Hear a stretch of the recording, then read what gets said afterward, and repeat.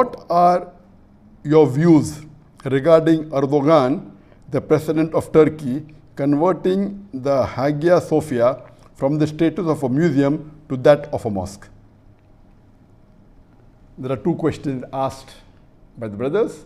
The first question is that is it permissible in Islam to convert a church or a temple or house of worship of a non-Muslim to a mosque after that land is conquered by the Muslims?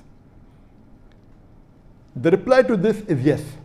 There are several hadith and there are several references that it is permissible to convert the house of worship of the non-Muslims to a mosque if the Muslim wants to after they conquer the land. But regarding those house of places of worship where there is a contract with the non-Muslims, for example, if a non-Muslim has a contract with the Muslims and they have a treaty that we accept you as our rulers, or if the non-Muslim they surrender and they agree to be under the rulership of the Muslims, then these non-Muslims are called as dhimmi. So as far as non-Muslims who are dhimmi, who are protected by the Muslim rulers, in this there's a special condition and a treaty that their lives will be protected by the Muslim rulers, their houses will be protected, their place of worship will be protected. So in such a case where there's a contract between the Muslim ruler, or they have surrendered to the Muslim ruler, or they have invited them to take over and from the ruler which is unjust, and if there is a contract and there is no war, in these cases they are called as dhimmi, and the non-Muslim they have to pay a jizya for protection. Under these conditions, the Muslims are supposed to protect the lives of the non-Muslims, their homes, as well as their house of worship. But they cannot build new house of worship which belong to non-Muslims. They cannot expand it, but they can keep it. And here, the Muslims will not touch the house of worship of the non-Muslims. But if the Muslims conquer the land, in this case, it is perfectly permissible for the Muslims to convert it into a mosque. As far as the second question is concerned, that what are my views regarding the issue that has taken place today? And we know that the court has given the verdict, and Erdogan, the president of Turkey, has said that the Hagia Sophia, which was a museum, would be reverted back to a mosque. Let me first give you a brief regarding the history of Hagia Sophia so that people who are unaware will know about it, and then I will give my views. As far as Hagia Sophia is concerned, it's a monument which is there for about 1,500 years. It was built by Emperor Justinian I in 537 CE. It took about a few years for him to build, and it was a cathedral of the Greek Orthodox. And it remained a cathedral for several centuries. In 1204, during the Fourth Crusaders, they converted the Greek Orthodox Cathedral into a Roman Catholic Church until 1261. So initially for 667 years, it was a Greek Orthodox Cathedral. Then after that, for 57 years, from 1204 to 1261, for 57 years, it was a Roman Catholic Church. Again later on, when the Christian Byzantines came to power, it was again converted back into a Greek Orthodox Cathedral until the Ottoman rulers, until Sultan Muhammad Fateh. He conquered Constantinople in 1453. Then it was converted into a mosque. So since 537 up to 1453, for more than about 900 years, it remained a Greek Orthodox Cathedral. Then for a few years, it was the Roman Catholic Church, then went back to become a Greek Orthodox Cathedral, and it was the largest church in the world where it was built. The biggest in-house covering, and the dome was the largest. It remained largest for 1,000 years until 1500 when a new church was made. In 1453, Sultan Muhammad Fateh, he conquers Constantinople, and then there are documents available that he purchases the Hagia Sophia, and after purchasing it, he converts it into a mosque. It remains a mosque.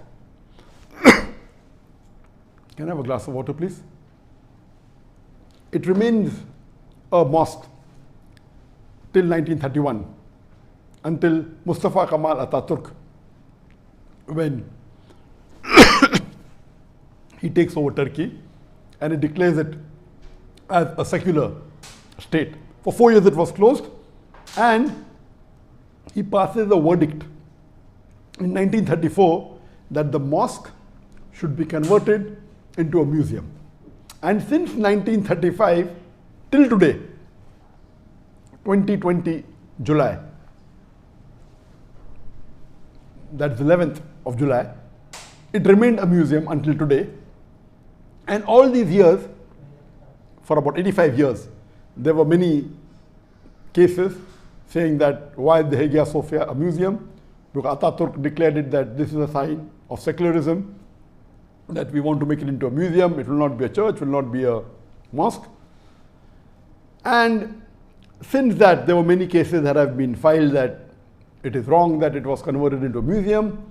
And recently, the council in Turkey, the highest administrative court, it passed a resolution that it was illegal for Mustafa Kemal Ataturk to convert it into a museum.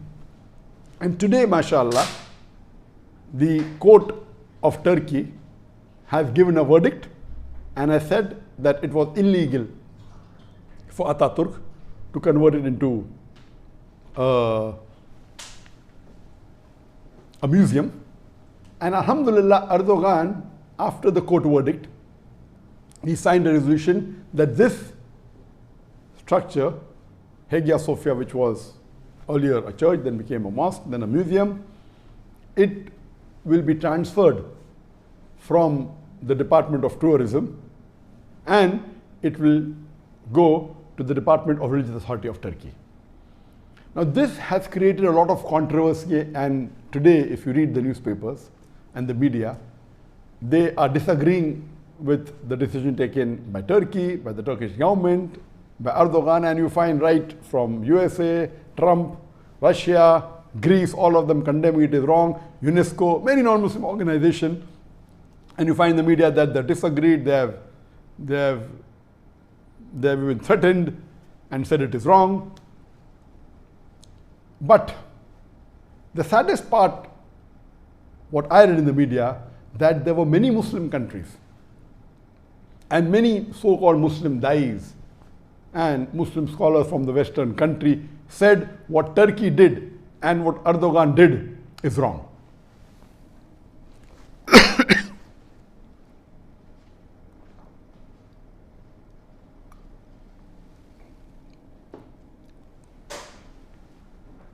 And to support their claim, they said that we know in history that Hazrat Umar, may Allah be pleased with him, he was asked to pray in the Jerusalem.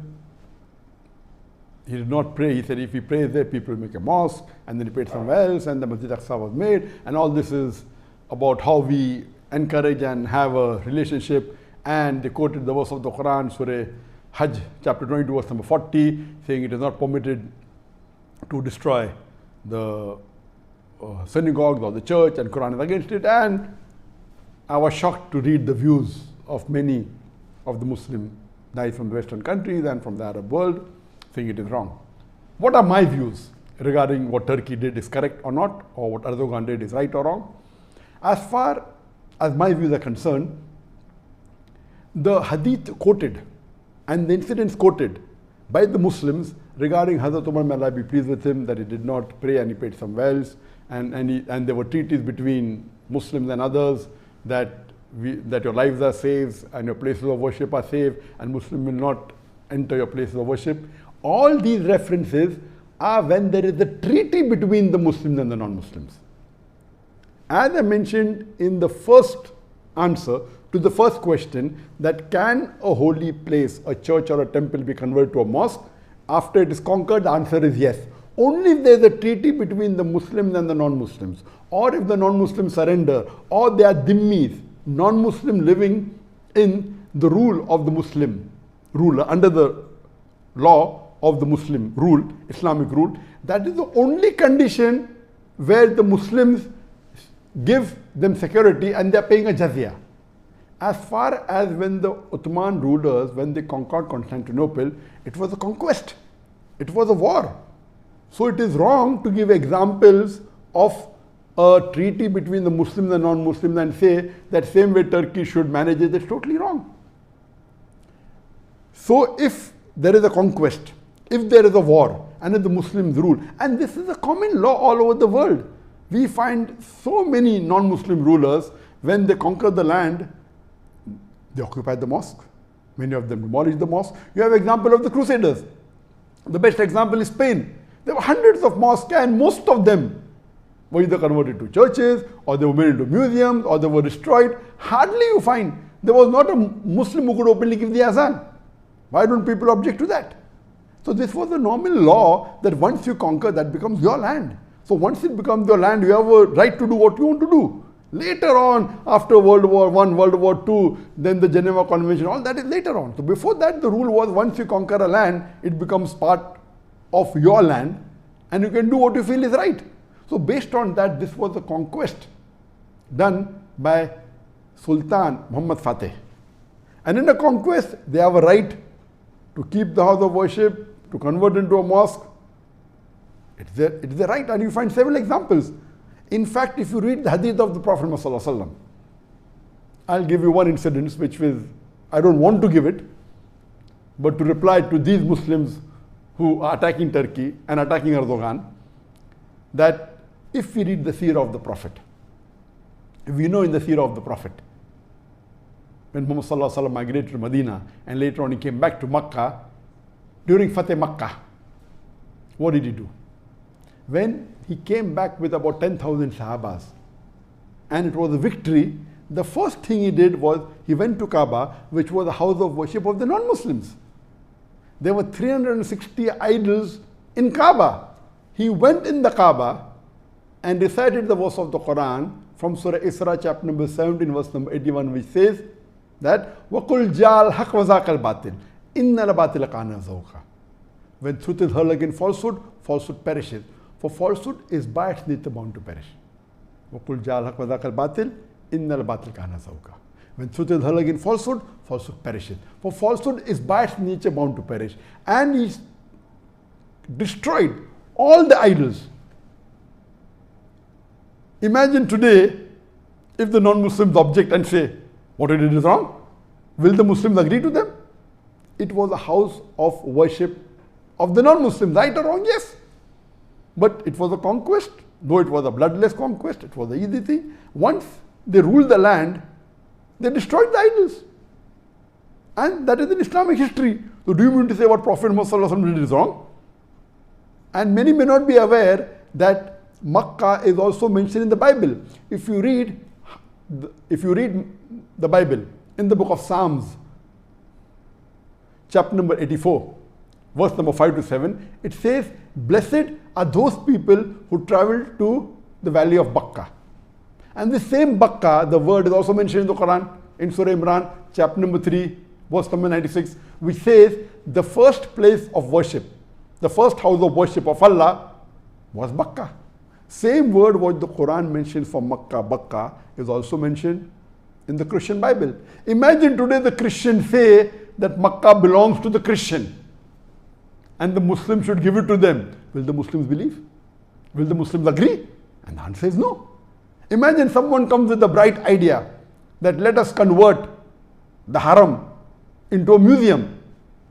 Will the Muslims believe? Will the Muslims agree? And the answer is no. So what you have to realize, at that time this was the law. And at that time you see the seerah of the Prophet. What did he do? What happened today, many of the Muslims are being influenced by the Western culture. Because they are staying in Western countries, they want to change the Islamic history. They want to give a ruling. They quote verses from the Quran. And the verse of the Quran that was quoted of Surah Hajj, chapter number 22, verse number 40, which says that Quran says that house of worship should not be destroyed. There is no verse in the Quran saying that.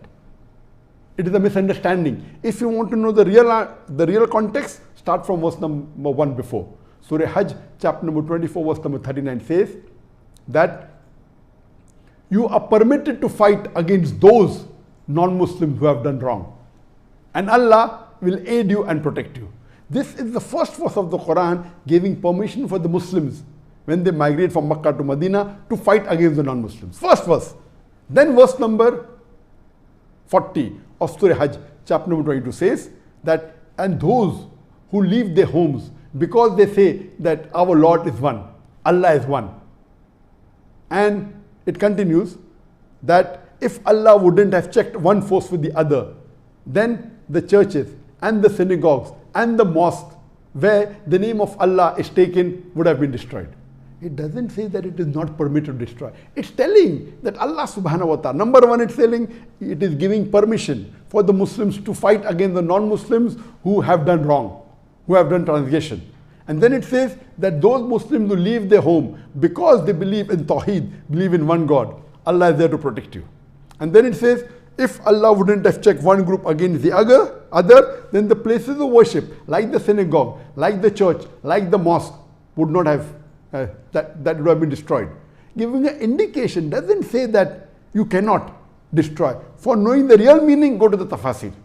And if you read Qurtubi says very clearly that what I said in the reply to the first answer, that if there is a treaty between the Muslims and the non-Muslims, if the non-Muslims become dhimmi under the rule of the Muslim rulers, if they agree that the Muslims are the rulers, or if they surrender and there's no conquest at that time, and if they are paying jizya, if they are paying a tax for protection, it becomes the duty of the Muslims to protect the lives of the non-Muslim, the dhimmi, to protect the homes and protect the house of worship. But again, Qurtubi says, you cannot build a new house of worship for the non-Muslim because it is sin. But what is there, it can remain. They cannot expand it also.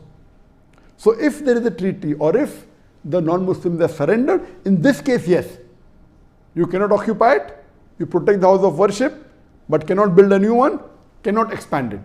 But in conquest, if there is a war, and if the conqueror is there, then it is the right of the Muslim ruler to do what he wants, because that becomes part of his land. So please don't quote some hadith which is out of context. And there are several hadith of the beloved Prophet Muhammad where he told the Sahaba that go and destroy the idols. Several. He has told Khalid bin Walid, may Allah be pleased with him, go and destroy the idols. There are several. He has told Hazrat Ali, may Allah be pleased with him, go and destroy the idols. There are several hadith in Bukhari, in Muslim. Muhammad himself destroyed the idols in Makkah. So please, I would like to request the Muslims that by giving answers, a general common Muslim who may not be aware of the context will agree with the views given by such scholars, which is totally wrong. Is there any scholar, Islamic scholar, who can deny that the Prophet broke the idols? Is there any Islamic scholar who can deny that the Prophet told Hazrat Ali, may Allah be pleased with him, the fourth caliph of Islam, told Khalid bin Walid, may Allah be pleased with him, and many of the Sahaba then go and deface the idols? There is one more hadith in Bukhari and Muslim.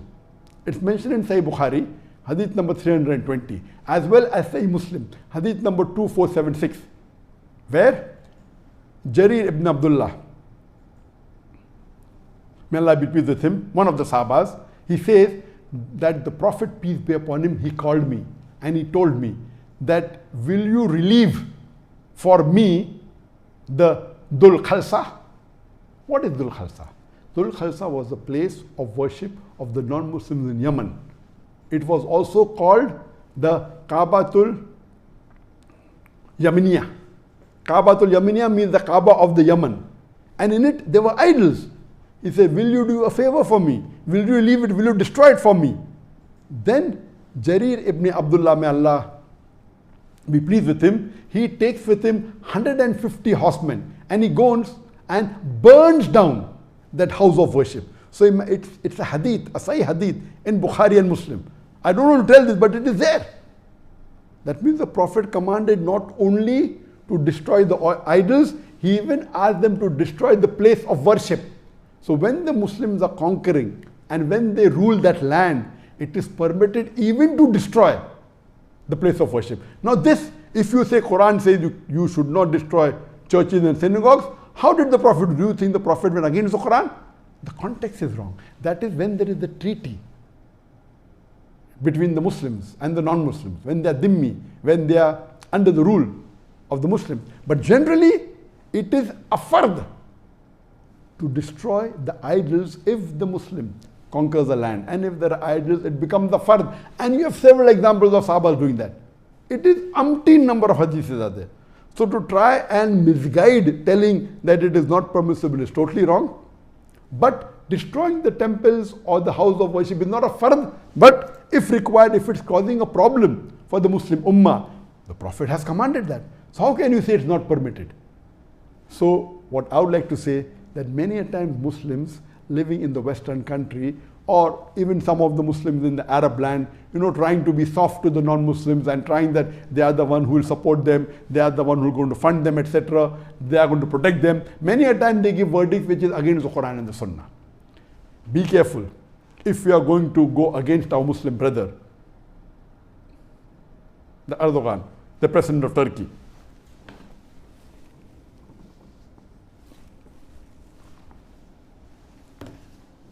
or against a Muslim country, there are hardly few people today, Muslim leaders, who can really try and revive the Sunnah. And as I said in my earlier answer, that I don't know of any Muslim leader which is anyway close to Muhammad Sallallahu Alaihi Wasallam or anyway close to the Khulafa Rashidin, the way they ruled or how they were political leaders. Nowhere close, not even 1%. Now if one Muslim brother is doing something which is there, which is permitted, why are the Muslims against him? So as far as my view is concerned, Alhamdulillah, what Turkey did is completely correct.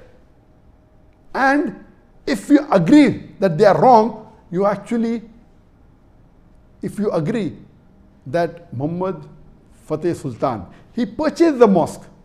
Today we know there are hundreds and thousands of churches in different parts of the world, in the Western countries, in UK, in Europe, in America, which have been purchased by the Muslim organizations.